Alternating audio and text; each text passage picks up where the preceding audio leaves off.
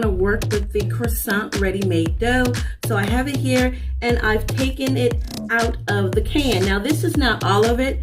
I'm going to start off with this. So I have my wax paper down. Again, if you don't have wax paper, use a board and then sprinkle it with flour so that your dough does not stick. So what I'm going to do is simply unroll this, and if you do it very carefully, you will see that this is already cut. These dough areas is already cut in triangles. Okay, take a closer look. So you can see these are already cut into triangles. Perfect. Wow!